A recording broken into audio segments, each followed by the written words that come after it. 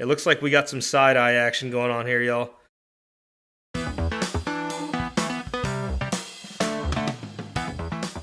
Hey, what's happening, YouTubers? I'm back fresh out of the hospital, and if my voice still sounds like I'm under the weather, it's because I still am.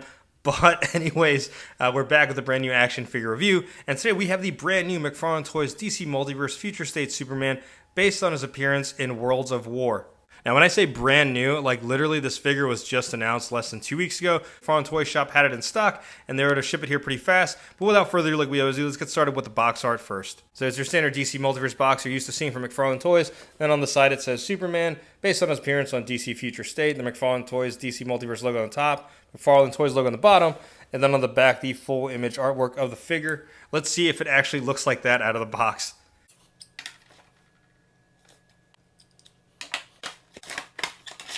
Before I take this out of the plastic clamshell, it looks like the Superman figure was placed in the box with the cape being folded, so looks like I'm going to have to take a blow dryer to kind of like heaten it up and try to flatten it out, because I don't know, maybe that works, whatever. Alright, here's Superman out of the box, and I took the blow dryer to the cape and heated it up just a little bit for about 10 minutes. It looks like it kind of worked. One thing I noticed about this figure, and it was mentioned in the ACBA Discord. If you're not on it yet, I recommend joining. But they were talking about how this dude's got some long legs, and yeah, this Superman figure's got some legs on it, y'all.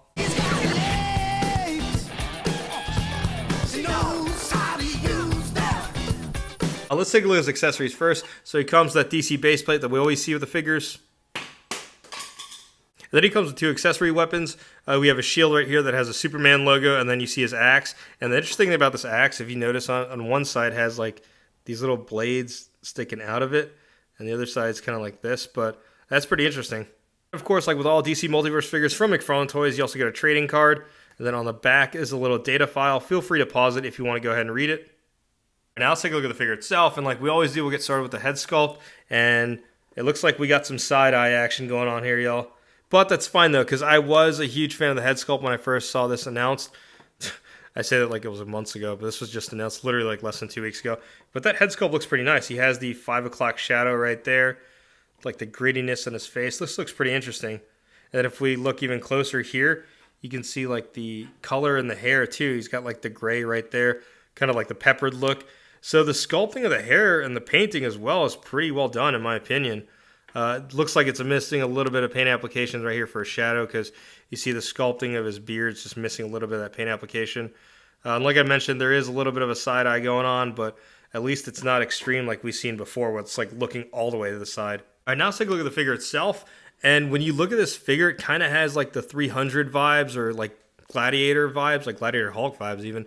But it is a pretty interesting look, and I do like how the Superman emblem is being held up by like these chains here. But yeah, you see the chains around like the neck and his wrist as well. This is actually a good way for McFarlane Toys to hide. I think it's still using those ugly ball joints for the wrist, but this is a nice way to hide it. For the legs, or his feet, I should say, his ankles aren't using those ball joints. I can tell because when I lifted this up, you can see the new kind of pegs that they're using, so it looks like it's one consistent piece. But that's still a nice attention to detail to put the chains on his ankles as well. The Superman boot looks like it's a reuse from other Superman figures. You have the crotch piece. This is up closer, but you have the crotch piece right there. It's like a rubber crotch piece, so you're still able to move the figure up, so you get a lot of articulation out of it. Man, this dude's got some long legs, yo. I also want to make note, it's nice how the chain kind of takes away the attention from the torso cut, so I wonder if this was a Todd McFarlane decision where it's like, just put it right here so it hides the cut, or something like that, because that's actually really nice. I do like how they do that, whereas in figures before, like, it's obvious you can see like the cut right there. This is a nice way of hiding it, though. I do like the sculpting of the cape when it's like this. When it was out of the box, the thing looked like ass. But I do like it. It is windswept towards the bottom on the right, but that's fine with me as long as the whole thing isn't molded completely to the side. I still think it looks pretty good. I'm not going to spend too much time in articulation because it's what you would normally expect from McFarlane Toys DC Multiverse line. 22 moving parts, y'all. So you know how it goes. Has everything you have on here. The bicep swivel, shoulder swivel, those faux butterfly joints right there. There is a wrist swivel and wrist articulation as well because there's a hinge. Like I mentioned earlier, it has this rubber piece right here, so get more mobility and more articulation and range of movement out of the figure.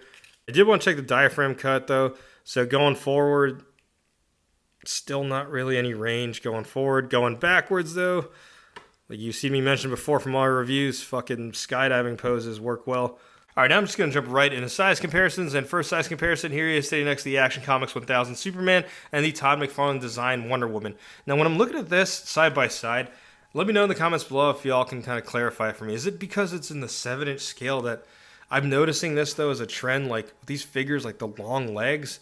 Like, or could it just be like in this case, I'm looking at the Action Comics 1000 Superman. I think proportion-wise, this looks fine. He doesn't have that long leg issue.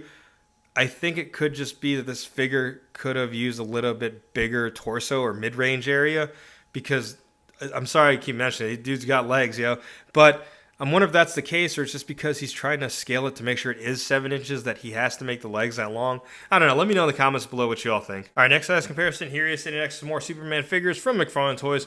We have the Solar Suit Superman and the DC Rebirth Superman. And I mentioned earlier that these boots were like a reuse from previous Superman figures. I stand corrected. These are actually brand new sculpt, because you can see the pattern right here, like the way it's folded right there. You don't see that in the traditional Superman boots. So, my bad. Out of curiosity, because I do like doing the head swaps, I wanted to see if this one would fit with the Solar Suit Superman. And I did want to do a head swap just to see what it looked like, to see like a bearded Superman on this buck. I don't know, it kind of works. Let me know what you all think in the comments below, because I haven't done this in a hot minute. It's time for a random ass size comparison. Here he is, sitting next to a couple of McFarlane Toys My Hero Academia figures. We have Deku, not Todoroki, and Ochako. My Shiden Heart. And last size comparison, here he is sitting next to the recently reviewed Page Puncher's Black Adam, the DC Multiverse General Zod based on the DC Rebirth look.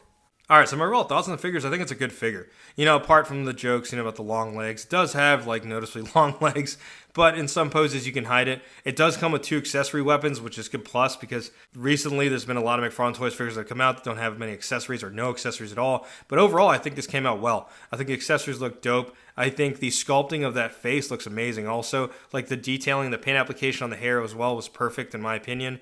The cape could be a little bit better, and I didn't like how it came folded in the box, but what are you going to do? This is kind of like a random side note, but I wonder if McFarlane Toys or Todd McFarlane himself has ever considered going completely pinless with these figures, because I feel like this figure would definitely benefit from being pinless, just because you could see those joints, like it's very visible. But anyways, that doesn't take away from the figure itself. It's still a perfectly sculpted figure in my opinion.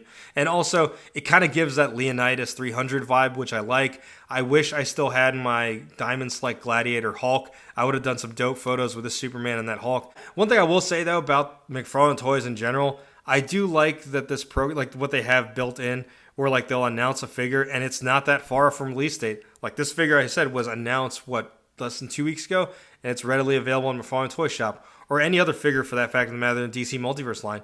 They've been announced, and then within a 6-month time frame, they've been released. But yeah, sound off in the comments below, YouTubers. Let me know what you think about this figure. Are you going to be picking up? And if you are, like I mentioned, these are in stock in the McFarlane Toys shop right now. And check out the community page. I'm going to have a poll posted on there about which figure you want me to review next, the Black Adam movie figure or the Page Puncher's Constantine. Make sure to vote. Let me know who you want to see get reviewed next. And like always, if you like what you see, be sure to hit that like button. If you haven't already yet subscribed to the channel, go ahead and subscribe. Thanks for watching.